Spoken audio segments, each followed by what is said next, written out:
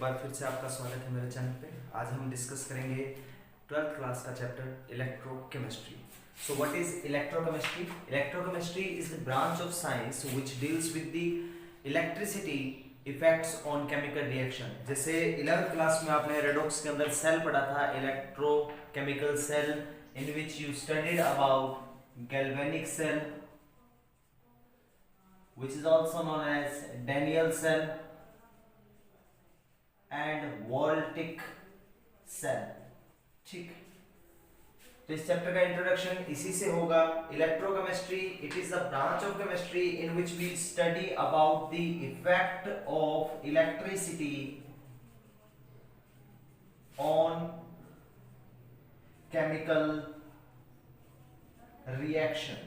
किसी भी chemical reaction पर इलेक्ट्रिसिटी का क्या इफेक्ट रहेगा वो इस चैप्टर में हम पढ़ेंगे।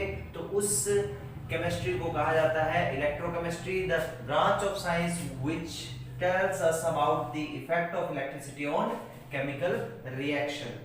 सो केमिकल रिएक्शन पे इलेक्ट्रिसिटी का क्या इफेक्ट है, यानी इलेक्ट्रोकेमिस्ट्री को पढ़ने से पहले हम एक छोटी सी बात जान लेते हैं कि यहाँ दो तरीके की रिएक्शन होगी या दो तरीके के सेल होंगे, इलेक्ट्रोकेमिकल सेल और इलेक्ट्रोलाइट। इलेक्ट्रोकेमिकल सेल क्या होगा? जिसपे इलेक्ट्रिसिटी प्रोड्यूस होगी, electricity produce due to chemical reaction. और इलेक्ट्रोलाइटिक सेल में क्या होगा? हमारे पास इलेक्ट्रिसिटी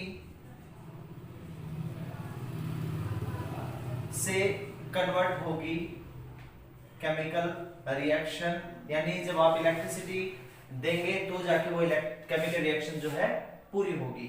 इसमें आपको हमेशा 2 कंपार्टमेंट की जरूरत रहेगी। 2 कंपार्टमेंट इज नीडेड और ये ओनली 1 कंपार्टमेंट में होने वाली रिएक्शंस है। अच्छा, ये कंपार्टमेंट का क्या है, 2 और 1 क्यों होता है, इसके बारे में अभी हम डिस्कस करेंगे। सबसे पहले है कि किसी भी सेल को बनाने के लिए कौन से इक्विपमेंट्स हमको चाहिए। तो material which we require to make a cell। एक सेल को बनाने के लिए कौन कौन से मटेरियल आपको चाहिए, जिसमें पहला है हमारे पास metal strip, metal strips. Second रहेगा कंपार्टमेंट। थर्ड हमारे पास है इलेक्ट्रोलाइट सॉल्यूशन। और फोर्थ होगा हमारे पास कंप्लीट सर्किट। एक वर्ड इसमें और आता है हमारे पास साल्ट ब्रिज। साल्ट ब्रिज के बारे में 11th क्लास में रेडॉक्स में आपने पढ़ा था कि साल्ट ब्रिज क्या है? एक ऐसा ब्रिज है जो दोनों चैम्बर में सर्किट को पूरा करने के लिए काम आता है। कि जैसे 2 चैम्बर होंगे हमारे पास, तो दोनों चैम्बर के बीच में जो सर्किट है वो पूरा करने के लिए जिस ग्लास चैम्बर का हम यूज करते हैं या ग्लास यूट्यूब का यूज करते हैं, that glass U tube is known as salt bridge. Secondly, it neutralise both the solution, कि अगर एक सॉल्यूशन से इलेक्ट्रॉन रिलीज हो रहे हैं एक चैम्बर के अंदर, एक कंपार्टमेंट में अगर ऑक्सीडेशन रिएक्शन हो रही है, तो सेकंड में जो रिडक्शन रिएक्शन होगी और due to the help of this salt bridge होगी हमारे पास। ठीक है, जैसे फर्स्ट एग्जांपल हम लेते हैं इसमें गैल्वेनिक सेल का। Galvanic cell first introduced by Galvani and Volta। Galvanic cell firstly introduced by Galvano and Volta। In this you have 2 compartment, in this you have 2 compartment in which one compartment is filled with zinc sulfate solution, zinc sulfate solution of 1 molarity and with zinc electrode, with zinc electrode। Second compartment is filled with the copper sulfate solution of 1 molarity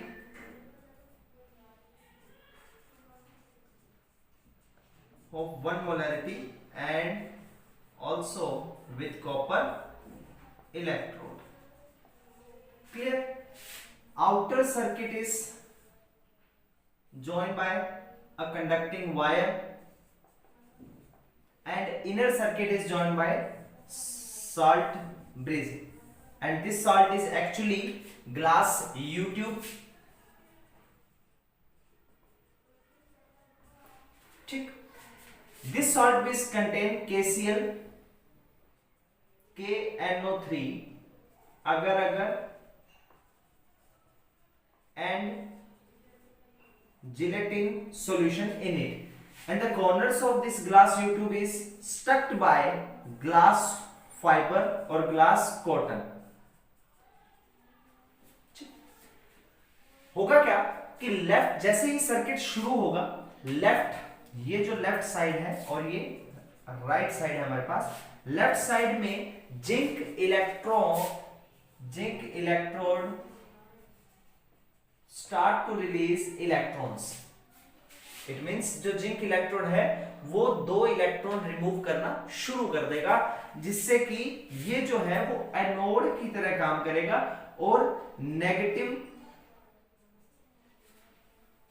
charge flow करवाने का factor होगा. ये means electrons कहां से, anode से जाएंगे हमारे पास cathode की ओर. ये कैथोड होगा, पॉजिटिव हो जाएगा यहां, क्यों होगा मैं बताता हूं. और ये एनोड की तरह काम करेगा और ये नेगेटिव प्रोड्यूसर होगा.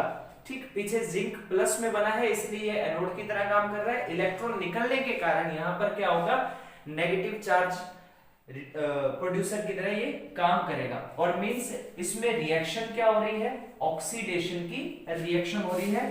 तो ये बनेगा left side anode chamber, oxidation reaction with negative charge producer, negative charge producer.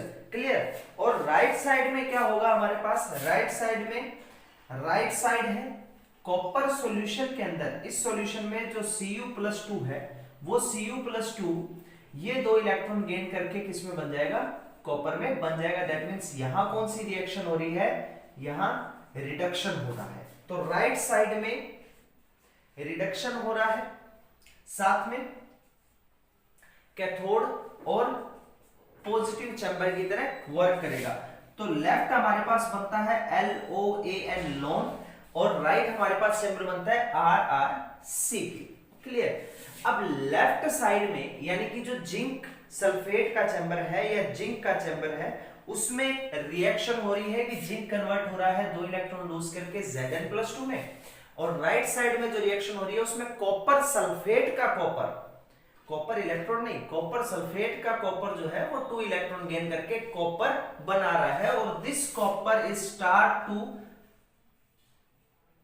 ये इस इलेक्ट्रोड पर इकट्ठा होना शुरू हो गया, जिससे कि कॉपर इलेक्ट्रोड की डेंसिटी बढ़ जाएगी और यहां जिंक की डेंसिटी धीरे धीरे खत्म हो रही है, क्योंकि जिंक की रोड अपने अंदर से 2 इलेक्ट्रॉन निकाल के अपना ऑक्सीडेशन कर रहा है जिंक इलेक्ट्रोड जो है, तो इसकी जो डेंसिटी है वो कम हो जाएगी और कॉपर की डेंसिटी धीरे धीरे बढ़ने लगेगी. नेट रिएक्शन हमारे पास क्या है, नेट रिएक्शन हमारे पास होती है zinc plus Cu+2 after reaction Zn+2 and Cu.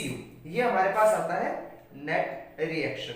अच्छा, इसे अगर आप रिप्रेजेंट करना चाहो, इसे अगर सेल डायग्राम इसका बनाना चाहो तो इसमें आप क्या बना सकते हो.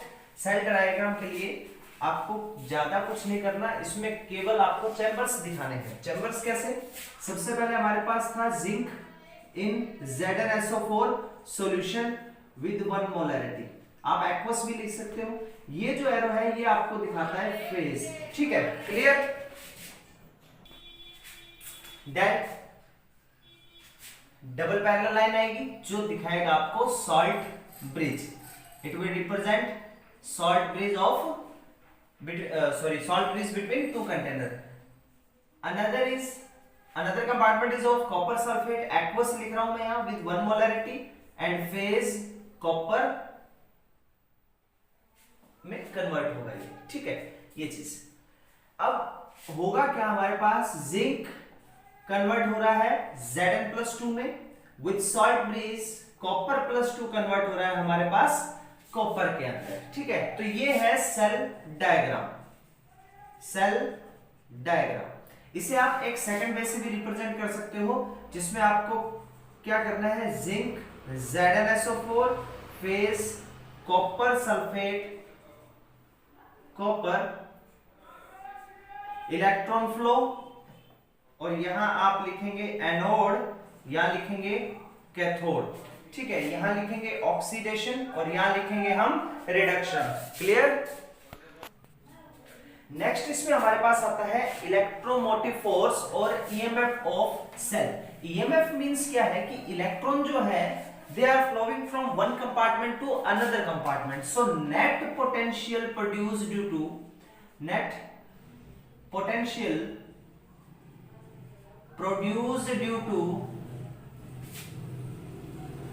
flow of electron in cell is called EMF, means electromotive force.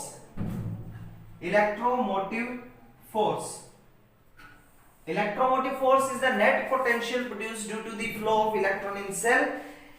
Means अभी आपकी जो रिएक्शन थी वो ये थी कि जिंक कॉपर +2 कन्वर्ट हो रहा है Zn+2 में और कॉपर के अंदर। तो एनोड हाफ रिएक्शन हमारे पास क्या थी, एनोड हाफ रिएक्शन थी, जिंक कन्वर्ट हो रहा है Zn+2 +2 इलेक्ट्रॉन्स में, और कैथोड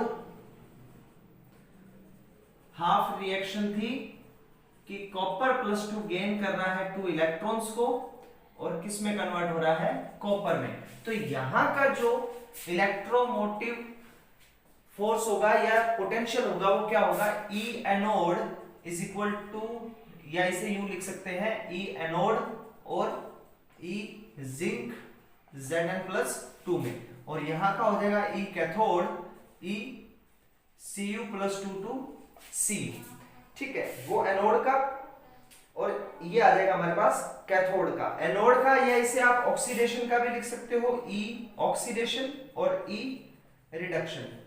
ये चीज, ये हाफ सेल के लिए आ गया हमारे पास।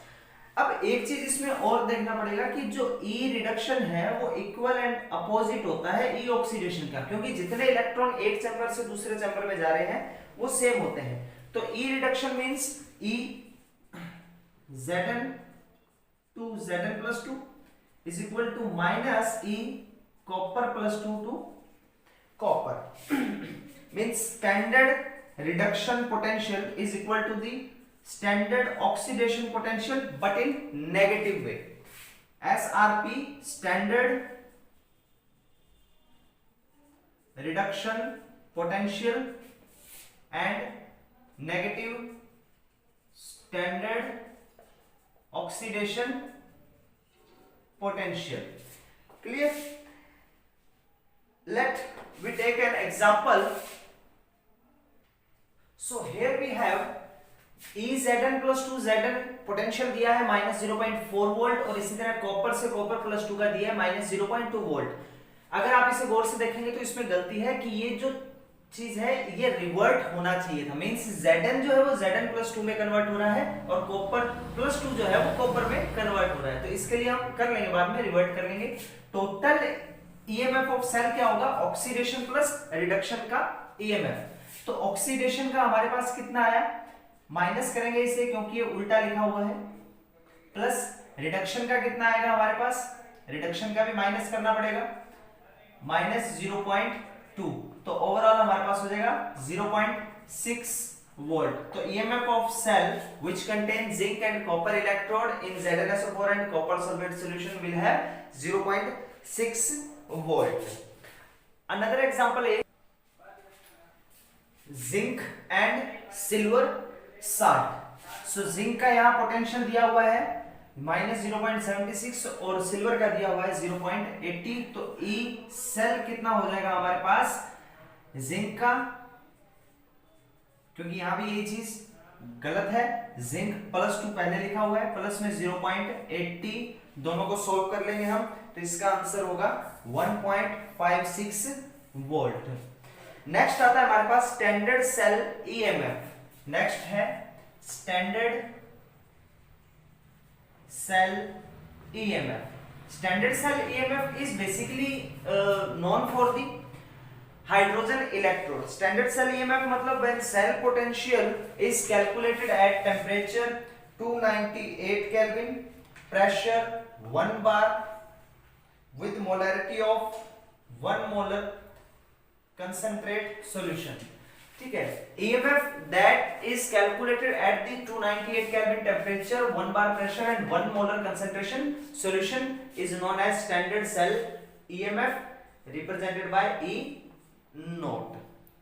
नेक्स्ट इसमें आता है हमारे पास SHE या NHE, नॉर्मल हाइड्रोजन इलेक्ट्रोड और स्टैंडर्ड हाइड्रोजन इलेक्ट्रोड।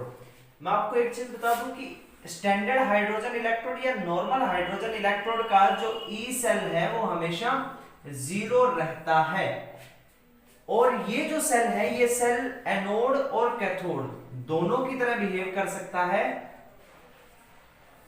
एनोड और कैथोड दोनों की तरह बिहेव कर सकता है ये।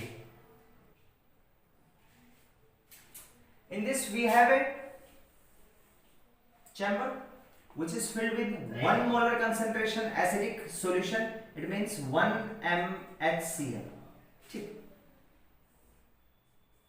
एक प्लैटिनम की प्लेट होगी इसमें, प्लैटिनम कॉइल, जो कि ग्लास बीकर के अंदर होगी। यहां से हाइड्रोजन गैस इंटर करवाते हैं इसमें, इस तरीके से, और यहाँ एक छोटा सा होल होता है कि एक्सेस ऑफ हाइड्रोजन जो है वो बाहर निकल जाए। Basically when you pass hydrogen gas at 1 bar pressure और 298 केल्विन टेम्परेचर, कंडीशन क्या है, pressure should be 1 bar and temperature should be 298 kelvin. When you pass hydrogen gas in it at 1 bar pressure and 298 kelvin temperature, hydrogen get adsorbed on the surface of platinum coil। That hydrogen, when this chamber or this standard hydrogen electrode or normal hydrogen electrode you combined with or join with any other chamber like zinc, if you connect this to the zinc then it behave like cathode। अगर आप इसे zinc के साथ लगाएंगे कि एक तरफ मैं जिंक का चैम्बर ले लूं ZnSO4 with जिंक इलेक्ट्रोड और सेकंड में ले लेता हूं SHE, तो ये तो लेफ्ट साइड में है, ऑक्सीडेशन करेगा लोन की तरह, एनोड की तरह काम करेगा विद नेगेटिव सोर्स, लेकिन हाइड्रोजन अब किसकी तरह काम करेगा, कैथोड की तरह। और अगर आप यही SHE के साथ स्टैंडर्ड हाइड्रोजन इलेक्ट्रोड के साथ कॉपर का चैम्बर लेते तो SHE behaves like anode। So what will be the reactions at anode or cathode if SHE is anode? Then what reaction will take place? Hydrogen will convert into H positive by releasing of 2 electrons, and at cathode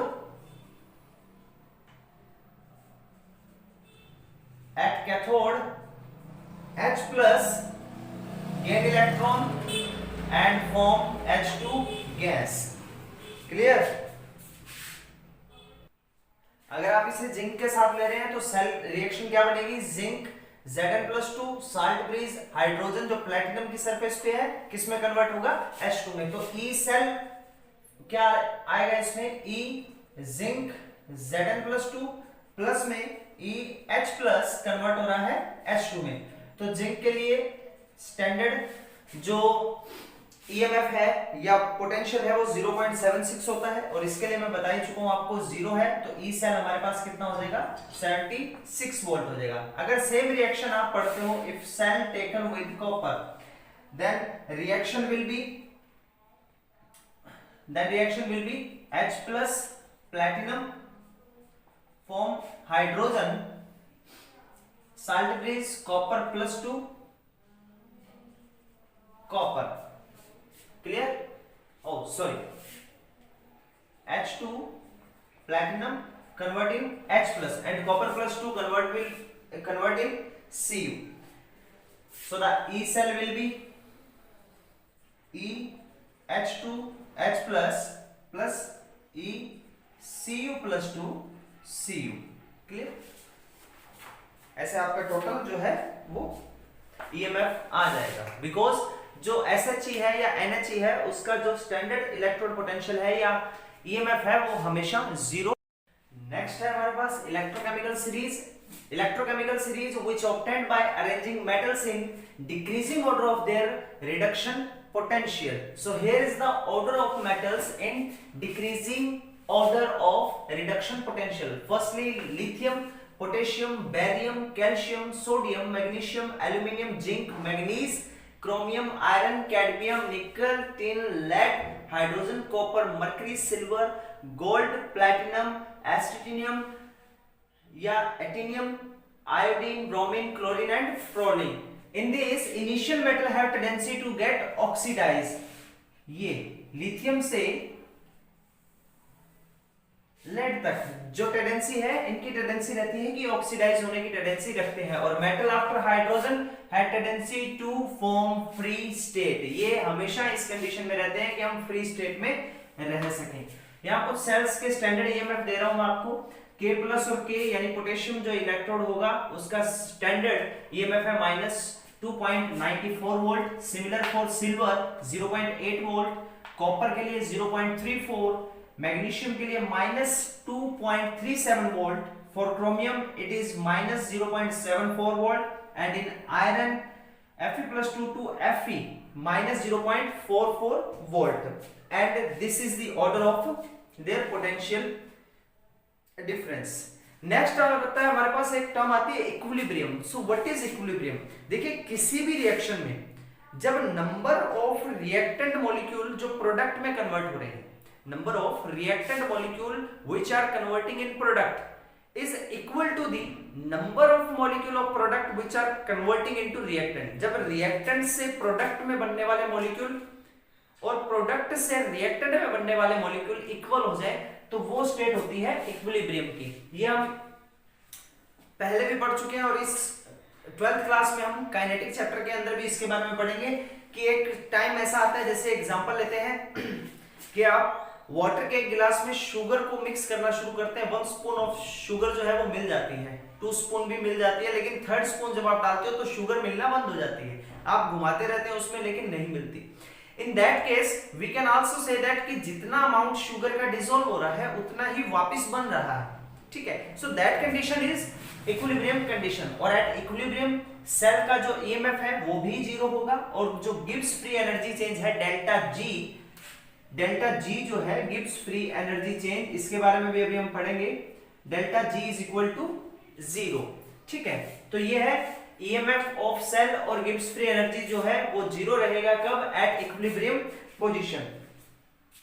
next इसमें हमारे पास है properties. Properties दो तरह की है, intensive और extensive. Intensive which do not depends upon quantity, जैसे डेंसिटी है, टेम्परेचर है, प्रेशर है, वॉल्यूम है। जो डेंसिटी, टेम्परेचर, प्रेशर, वॉल्यूम है, ये सब चीजें जो है वो क्वांटिटी पे डिपेंड नहीं करती, और जो क्वांटिटी पे डिपेंड करेगी that properties are known as extensive property, like mass, heat, entropy. And delta G means gives free energy. So what is delta G? Now we will discuss about the delta G. Delta G is the gives free energy, means useful work which convert a reactant to product. वो work done जो reactant को product में बदलने के लिए जरूरी है वो है Gibbs free energy.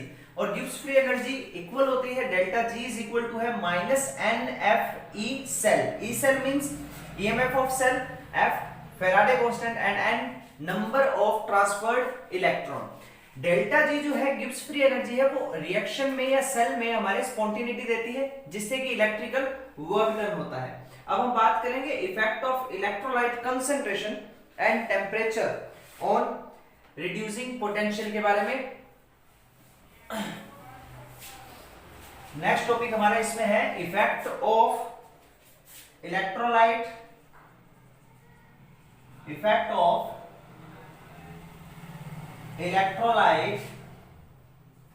Concentration and temperature of reducing potential। Clear. देखिए कोई भी रिवर्सिबल रिएक्शन का एग्जांपल ले लेते हैं अपने थर्मोडायनेमिक रिएक्शन का एग्जांपल, जिसके लिए डेल्टा जी की वैल्यू हम फाइंड करेंगे, ठीक है। तो डेल्टा जी की वैल्यू हमारे पास क्या है, हमारे पास गिवन वैल्यू है -NFE सेल, ये हमें बताई फैराडे ने, ठीक, या NFE भी रिप्रेजेंट कर सकते हैं। और नेट सेल पोटेंशियल इक्वेशन क्या होगी, delta G is equal to -RT natural log K, और के इक्विलिब्रियम कांस्टेंट। अब हम एग्जांपल लेते हैं किसी एक रिएक्शन का जो कि इक्विलिब्रियम है, जैसे AA B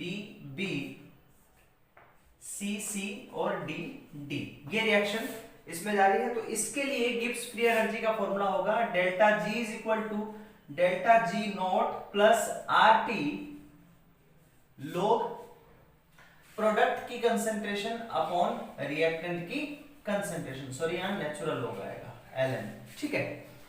so here delta G Gibbs free energy, delta G not standard Gibbs free energy, R gas constant, T temperature, ln natural log, P bracket product की concentration and R bracket reactant की concentration.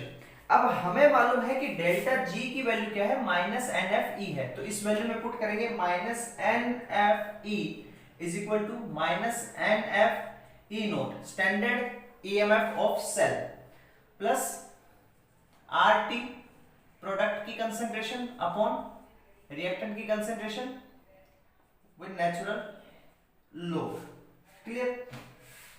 अब अगर इस natural log को आप convert करो simple log में, तो हमारे पास क्या हो जाएगा, -NFE not plus 2.303 RT log product concentration upon reactant concentration, ठीक है।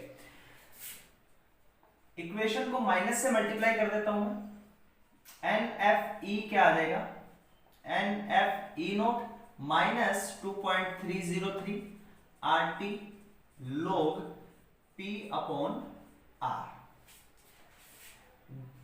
यहां E रखूंगा मैं, NF अपॉन में ले जाऊंगा, NFE not upon NF minus 2.303 RT over NF log product concentration upon reactant concentration. तो E is equal to E not ये कैंसिल होगा, -2.303 RT NF log P upon R concentration, ठीक है। इट इज अगर आपके पास कोई मेटल है, कोई मेटल जैसे मान लीजिए M मेटल लेता हूं, M मेटल है, M plus N ionic form में, N इलेक्ट्रॉन गेन करके ये M बना रहा है, तो यहाँ N की वैल्यू क्या हो जाएगी, N जो है हमारे पास N है इलेक्ट्रॉन ट्रांसफर, जैसे Cu प्लस 2 इलेक्ट्रॉन्स क्या बनाते थे, Cu बनाते थे, तो यहाँ N की वैल्यू हमारे पास क्या हो जाएगी, 2 हो जाएगी, जो वैल्यू हम यहाँ पुट करेंगे, ठीक। फैराडे कांस्टेंट की जो वैल्यू है वो स्टैंडर्ड है, फैराडे कांस्टेंट की वैल्यू 96,500 कूलम, 96,500 कूलम। R की वैल्यू जो है वो भी फाइनल है हमारे पास 8.314 और टेम्परेचर जो है वो 298 केल्विन लेकर चलते हैं हम, क्लियर। ये सब वैल्यू अगर आप रखते हैं इसमें, तो आपके पास जो रिजल्टेंट वैल्यू आएगी वो वैल्यू हमारे पास क्या रहती है, ये सब वैल्यू इसमें सॉल्व करने के बाद E is equal to E not minus 0.0591 upon N log product की कंसेंट्रेशन अपॉन रिएक्टेंट की कंसेंट्रेशन। ये फाइनल EMF इक्वेशन आती है जिससे नर्नेस्ट इक्वेशन भी कहते हैं, नर्नेस्ट इक्वेशन भी कहा जाता है। It is also known as Nernst equation. इसका यूज एग्जांपल्स करने में हम करते हैं मेनली। अकॉर्डिंग टू नर्नेस्ट क्या है, अकॉर्डिंग टू नर्नेस्ट जो कंसंट्रेशन ऑफ प्योर सॉलिड है वो इक्वल रहेगा कंसंट्रेशन ऑफ प्योर लिक्विड के और concentration of gas at 1 atm pressure. ठीक है, सेम अगर मान लीजिए आपको फाइंड करना है, फाइंड E नॉट या E फॉर सिंगल इलेक्ट्रोड, तो हमारे पास फॉर्मूला क्या बनेगा, E m plus n m gives E not m plus n m plus 0.0591 upon n log 10 m plus n। अब यहां जो प्लस साइन आ रहा है वो डिपेंड करेगा कि आपका इलेक्ट्रोड कैसा है, इलेक्ट्रोड पॉजिटिव है या इलेक्ट्रोड नेगेटिव है।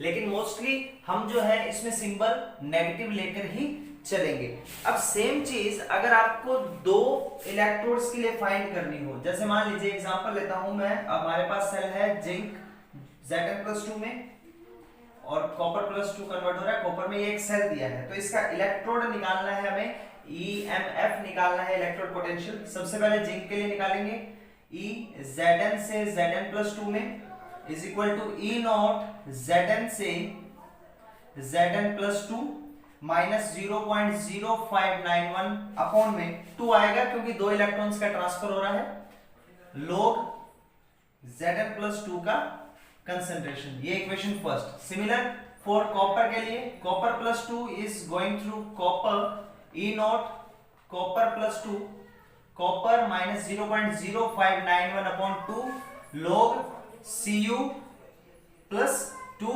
ये सेकंड इक्वेशन। अब हम जानते हैं कि जो E सेल है, E cell is equal to E not cathode minus E not anode. तो दोनों इक्वेशन को देखने पर आपको ये दिखेगा कि E इज इक्वल टू है वो E not cell minus 0.0591 upon 2 log zinc concentration जो कि हमारा प्रोडक्ट बना था और कॉपर +2 जो कि हमारा रिएक्टेंट था, उनका डिवाइड। बस आज की वीडियो में इतना ही। नेक्स्ट जो पार्ट है इस चैप्टर का वो हम नेक्स्ट वीडियो में करेंगे। होप आपको वीडियो अच्छी लगी तो प्लीज लाइक और कमेंट जरूर कीजिएगा। शुक्रिया।